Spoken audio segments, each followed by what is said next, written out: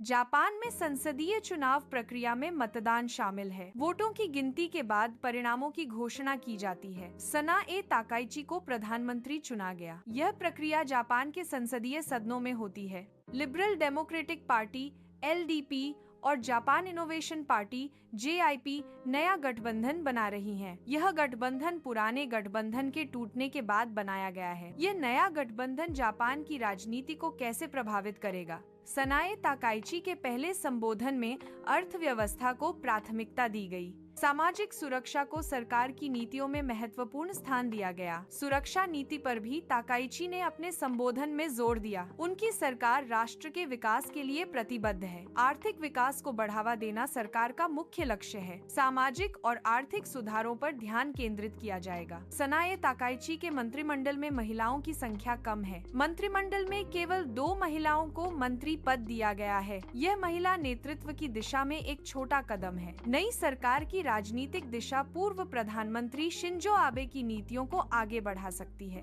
इसमें अर्थव्यवस्था का पुनरुद्धार शामिल हो सकता है। रक्षा नीति की सक्रियता भी एक संभावित पहलू है। अमेरिका के साथ सहयोग भी जारी रखा जा सकता है। ये सभी आबे की नीतियों के अनुरूप हो सकते हैं। गठबंधन सरकार को संसदीय बहुमत बनाए रखने में कई चुनौतियों का सामना करना पड़ता है।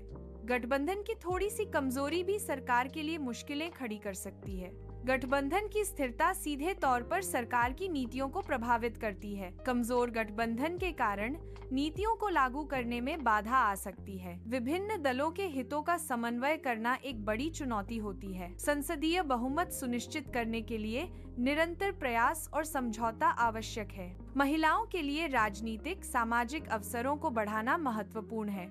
इसका लिए एक आवाज यह भविष्य में एक महत्वपूर्ण कदम होगा। जापान की घरेलू नीतियों में बदलाव देखने को मिल सकते हैं। अंतर्राष्ट्रीय नीतियों में भी बदलाव संभव है। यह परिवर्तन जापान के विकास के लिए आवश्यक हो सकता है। इन बदलावों से जापान को नई दिशा मिल सकती है।